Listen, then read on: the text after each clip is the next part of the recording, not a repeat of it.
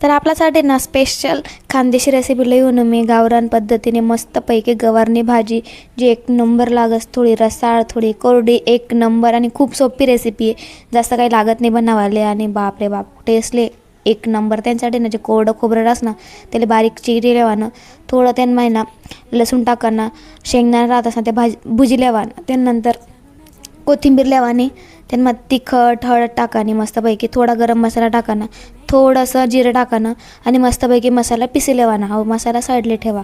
त्यानंतर जी गवारनी भाजी राहते ती मस्त निवडी लेवानी, स्वच्छ धुई लेवानं. त्यानंतर गॅस ऑन करा, त्यांना कढई ठेवा, त्यांना थोडं तेल टाकानं, त्यांना गवारनी भाजी मस्तपैकी तेल मस्त फ्राय करा. आणि जोवरती मस्तपैकी फ्राय होत नाही थोडा वेळ 1-2 मिनटापर्यंत फक्त, जास्त नाही.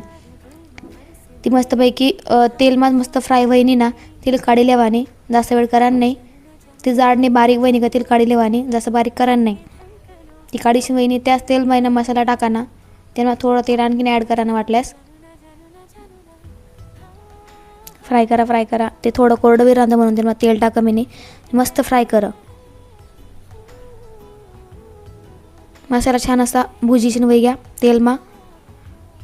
त्यांना आहे ना गवारनी भाजी टाकानी जे ते आपण मस्तपैकी तेलमा फ्राय करी होती, मस्तपैकी मिक्स करा मसालामा. त्यांना मस्त गरम पाणी टाकाना, पाणी एवढंच टाकानी जेणेकरून भाजी शिजीशीन वहिना, थोडा रसा पाहिजे आपल्याला, बस एवढं.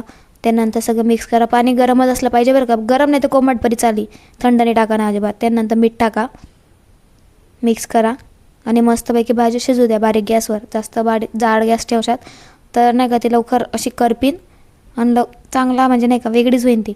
त्यानंतर झाकीशीन 1-2 मिनटापर्यंत छान अशी शिजू द्या मस्तपैकी. द्या का वरतून कोथिंबीर टाके मी. मला ना थोडासा रस्सा पाहिजे नव्हता पण ती कोरडी वेगळी कारण दुर्लक्ष व्हायला थोडा वेळ.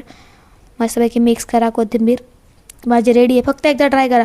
इतली सोपी रेसिपी, एवढी टेस्टी लागस ना बापरे, एक न जागी 4 चपात्या खाशात.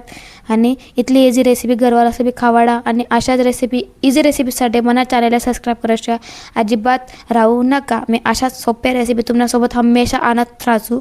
फक्त लाईक शेअर कमेंट आणि तुमच्या मित्रमैत्रिणीला सुद्धा सांगा, फॅमिली मेंबरला सुद्धा सांगा. इझी रेसिपीसाठी खानदेशी पायलले सबस्क्राईब करायला विसरू नका. चला भेटू आपण नेक्स्ट रेसिपीसाठी. आणखीन कुठली रेसिपी हवी असेल नक्की कमेंट करा, मी लवकर शेअर करतो तुमच्यासोबत.